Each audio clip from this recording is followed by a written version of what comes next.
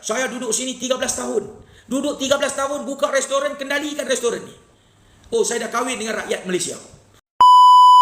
Penguat kuasa kita terlampau berlembut. Terlampau berlembut dengan warga-warga asing. Apa yang saya dengar dalam video tu, daripada awal sehingga ke akhir langsung tidak disebut bahawa majikan ini akan ditahan, majikan ini akan ditangkap. Yang kita tengok hanyalah pekerja-pekerja warga asing sahaja yang ditangkap. Sepatutnya majikan ini yang menggaji dan melindungi warga-warga asing ini perlu ditangkap di bawah Akta Immigration. Ini perlu berikan maksimum lah tuan-tuan. Sebenarnya bagi saya, melibatkan warga-warga asing yang ada dalam negara kita, yang tinggal lebih masa, yang salah guna dokumen, mereka ini perlu dikenakan tindakan maksimum melibatkan undang-undang. Ini yang sepatutnya dikenakan kepada mereka ini. Sebab mereka ini semua adalah ancaman kepada rakyat tempatan. Ini adalah ancaman, dia bukan main-main tuan-tuan. Ini ancaman yang cukup besar kepada generasi masa depan negara. Ini generasi kita menghadapi ancaman daripada lambakan warga-warga asing dalam negara kita. Kita tengok tuan-tuan, mereka ini datang ke dalam negara kita. Datang sebagai apa? Datang sebagai pekerja. Kemudian jadi apa? Kemudian mereka ini terus tinggal dalam negara kita, berkahwin dengan wanita-wanita tempatan, dan mereka mula memonopoli ekonomi melibatkan perniagaan-perniagaan yang dikendalikan oleh rakyat tempatan.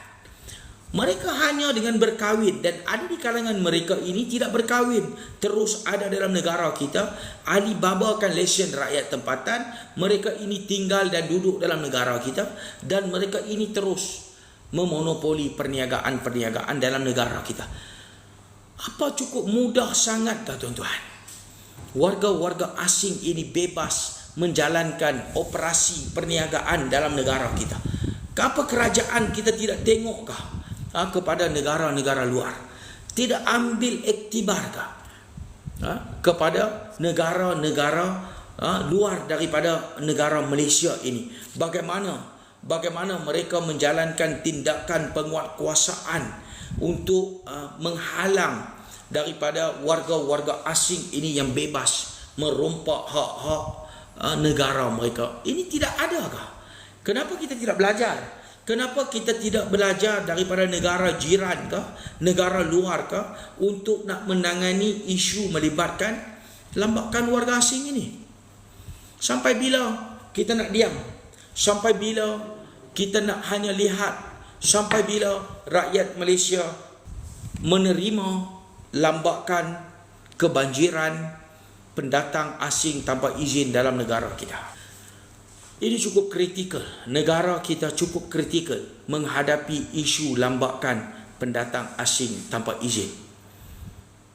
Saya tidak faham bagaimana mereka ini boleh berniaga, boleh membuka perniagaan, boleh mengalibabakan lesen di dalam shopping kompleks. Tadi saya tengok di dalam pasaraya tuan-tuan, di dalam pasaraya Lotus Sungai Dua di Pulau Pinang, bagaimana warga Arab ini boleh berniaga shawarma di Medan Selera Lotus. Dua warga Arab daripada Palestin yang mereka boleh berniaga di dalam Medan Selera di Lotus ini. Dan apa yang persoalan yang saya nak bawa, kita bercakap melibatkan undang-undang tuan-tuan. Kalau di setiap negara ini tidak ikut undang-undang, lebih baik negara kita tidak perlu merdeka. Adakah undang-undang negara ini hanya kena kepada rakyat tempatan, tidak kena kepada warga asing? Ini mereka berniaga secara terang-terangan dan terbuka. Dua warga negara Arab yang saya dimaklumkan daripada Palestin ini, bagaimana mereka boleh kendalikan perniagaan di Medan Selera Lotus Sungai Dua? Mana pihak berkuasa? Mana PBT? Ini di bawah bidang kuasa PBT. PBT perlu ambil tindakan kepada pihak pengurusan Lotus. Ini perlu diambil tindakan. Sebab apa tidak ambil tindakan? Kita dah viralkan sebelum ini dan kita tengok mereka masih lagi berniaga. Ini apa tuan-tuan? Ini rasuah tahap dewa apa?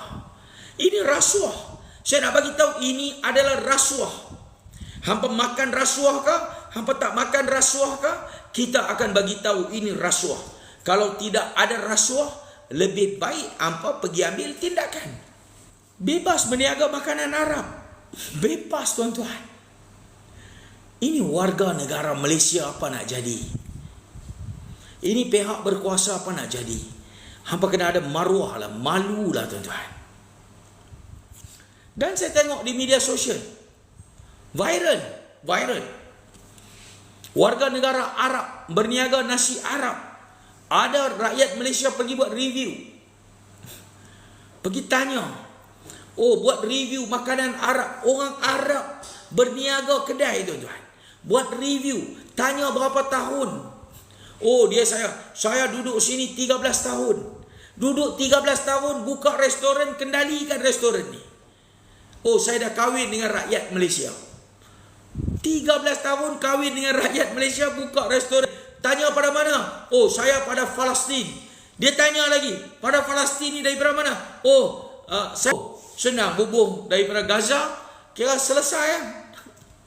Tuan-tuan, saya nak tunjukkan betapa lemahnya penguatkuasaan dalam negara kita melibatkan warga-warga asing boleh mempergunakan wanita-wanita tempatan berkahwin dan buka perniagaan. Ini yang saya nak bagi tahu tuan-tuan. Dan untuk masa ke hadapan, beberapa tahun ke hadapan, apa nak jadi dengan negara kita? Saya pun tak tahu apa yang akan berlaku dengan negara kita ini. Dan kita harap semoga ramai rakyat tempatan yang boleh sedar. Dan kerosakan PBT ini tuan-tuan maha hebat. Kerosakan melibatkan pihak berkuasa tempatan ini maha hebat.